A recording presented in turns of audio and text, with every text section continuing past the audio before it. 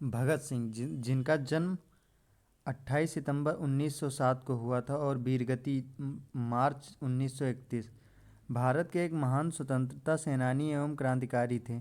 चंद्रशेखर आज़ाद व पार्टी के अन्य सदस्यों के साथ मिलकर इन्होंने भारत की स्वतंत्रता के लिए अभूतपूर्व साहस के साथ शक्तिशाली ब्रिटिश सरकार का मुकाबला किया।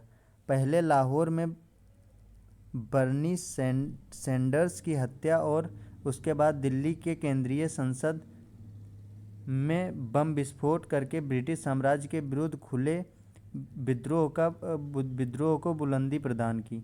इन्होंने असेंबली में बम फेंककर भी भागने से मना कर दिया, जिसके फलस्वरूप अंग्रेज सरकार ने इन्हें 23 मार्च 1931 को दो अन्य साथियों राजगुरु तथा सुखदेव के साथ फांसी पर लटका दिया।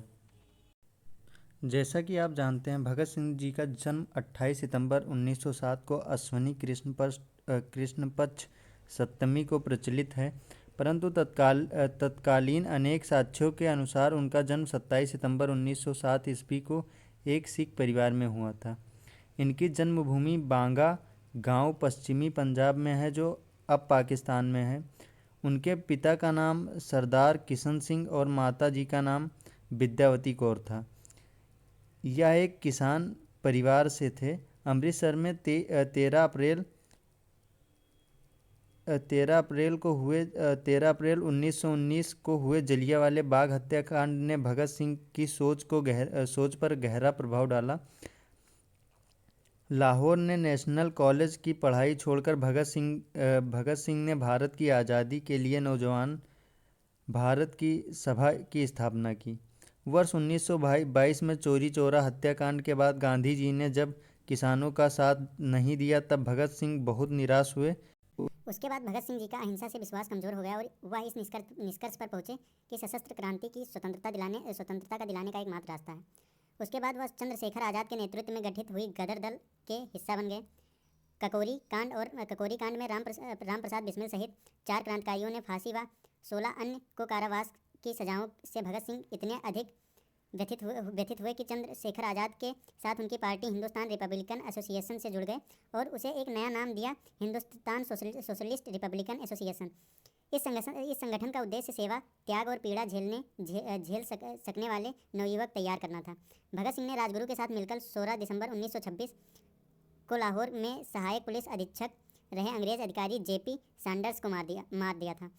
इस कार्यवाही में क्रांतिकारी चंद्रशेखर आज़ाद ने पूरी सहायता की थी। क्रांतिकारी साथी बटुकेश्वर दत्त के साथ मिलकर भगत सिंह ने वर्तमान में नई दिल्ली स्थित ब्रिटिश भारत की तत्कालीन सेंट्रल असेंबली के सभागार संसद भवन में 7 अप्रैल 1927 को अंग्रेज सरकार के जमाने के लिए बम और पर्चे फेंके थे। बम फेंकने के बाद वहीं पर दोनों ने अपनी गिरफ्तारी दे दी। उस समय भगत सिंह करीब 12 वर्ष के थे जब जलियांवाला बाग हत्याकांड हुआ था। इसकी सूचना मिलते ही भगत सिंह ने अपने स्कूल से 12 मील पैदल चलकर जलियांवाले बाग पहुंच गए थे। इस उम्र में भगत सिंह ने अपने चाचाओं की क्रांतिकारी किताबें पढ़कर सोचते थे कि इनका रास्ता सही है कि नहीं। गांधी का असहयोग आंदोलन छिड़ने के बाद वे गांधी जी के अहिंसात्मक तरीकों और क्रांतिकारियों के हिंसक आंदोलन में अपने लिए रास्ता चुनने लगे। गांधी जी के असहयोग आंदोलन को रद्द कर देने के कारण उनमें थोड़ा रोष उत्पन्न हुआ, पर पूरे राष्ट्र की तरफ वो भी महात्मा गांधी का सम्मान करते थे। पर उन्होंने गांधी जी के अहिंसात्मक आंदोलन की जगह देश की स्वतंत्रता के लिए हिंसात्मक क्रांति का मार्ग अपनाया। उन्होंने जुलूसों में भाग लेना प्रारंभ कर दिया। कई क्रांतिकारी दलों के सदस्य बने। उनके दल के प्रमुख क्रांतिकारी में थे चंद्रशेखर आज़ाद, सुखदेव इत्यादि थे। काकोरी कांड में 4 क्रांतिकारियों ने फांसी व 16 अन्य को कारावास सजाओं से भगत सिंह इतने अधिक दुखी हुए कि उन्होंने 1926 में पार्टी नौजवान भारत सभा का हिंदुस्तान रिपब्लिकन एसोसिएशन में विलय कर दिया और उसे एक नया नाम दिया, Hindustan socialist Republican association. Lala Lajpat Rai ji की मृत्यु का प्रतिशोध। 1927 में साइमन कमीशन के बहिष्कार के लिए भयानक प्रदर्शन हुए। इन प्रदर्शनों में भाग लेने वालों पर अंग्रेज शासन ने लाठीचार्ज किया। इसी लाठीचार्ज से आहत होकर लाला लाजपत राय की मृत्यु हो गई। अब इनसे रहा न गया और एक गुप्त योजना के तहत इन्होंने पुलिस सुपरिटेंडेंट स्कॉट को मारने की योजना सोची। सोची गई योजना के अनुसार भगत सिंह और राजगुरु लाहौर कोतवाली के सामने व्यस्त मुद्रा में टहलने लगे। उधर जयगोपाल अपनी साइकिल को लेकर ऐसे बैठ गए कि जैसे वह खराब हो गई हो। गोपाल के इशारे पर दोनों सचेत हो गए।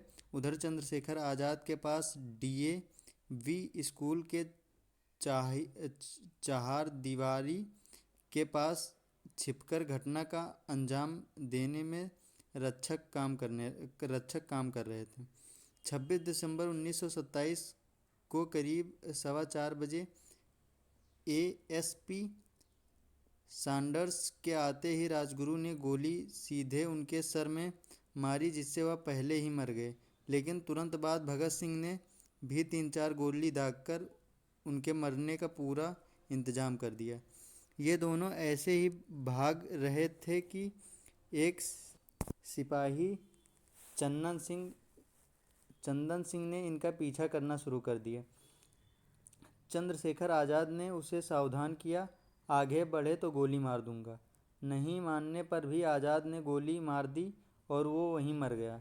इस तरह इन लोगों ने लाला लाजपत राय की मौत का बदला लिया। असेंबली में बम फेंकना। भगत सिंह यद्यपि रक्तपात के पक्षधर नहीं थे, परंतु वे वामपंथी विचारों को मानते थे तथा कार्ल मार्क्स के सिद्धांतों से उनका ताल्लुक था और उन्हीं विचारधारा को आगे बढ़ा रहे थे। यद्यपि वह समाजवाद के पक्के पोषक भी थे, कालांतर में उनके विरोधी द्वारा उनको अपने ही विचारधारा बताकर युवाओं को भगत सिंह के नाम पर बरगलाने के आरोप लगते हैं। कांग्रेस के सत्ता में रहने के बावजूद भगत सिंह को कांग्रेस शहीद का दर्जा नहीं दिलवा पाए, क्योंकि वह केवल भगत सिंह के नाम का इस्तेमाल युवाओं को अपनी पार्टी में जोड़ने के लिए करते थे। उन्होंने पूंजीवादियों और पूंजीपतियों की मजदूरों के प्रति शोषण की नीति पसंद नहीं आती थी। उस समय चूँकि अंग्रेज सर्वोपरि थे तथा बहुत कम भारतीय उद्योगपति उन्नति कर पाए थे, अतः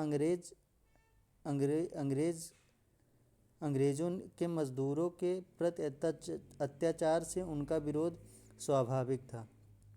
मजदूर विरोध अंग्रेजों के ऐसा करने से ही भगत सिंह में आक्रोश जागृत हुआ और उन्होंने दिल्ली के केंद्रीय असेंबली में बम फेंकने की योजना बनाई। भगत सिंह चाहते थे कि खून खराबा ना हो और अंग्रेज तक उनकी आवाज़ पहुँचे, लेकिन अंग्रेज कहाँ मानने वाले थे, इसलिए भगत सिंह जी को ऐसा करना पड़ा। तो आप क्या सोचते हैं भगत सिंह के बारे में? आप ज़रूर अपनी राय दें। जय हिंद, जय भारत। और भगत सिंह को जो हमारे देश का गौरव है, भारत माँ के चहीते भी। तो भगत सिंह की और अगले पार्ट 2 लेके आऊँगा अगले वीडियो में। तो यहाँ तक इतना ही। जय हिंद, जय भारत। आपको अगर ऐसे ही जानकारी चाहिए तो हमारे चैनल को सब्सक्राइब कर लीजिए।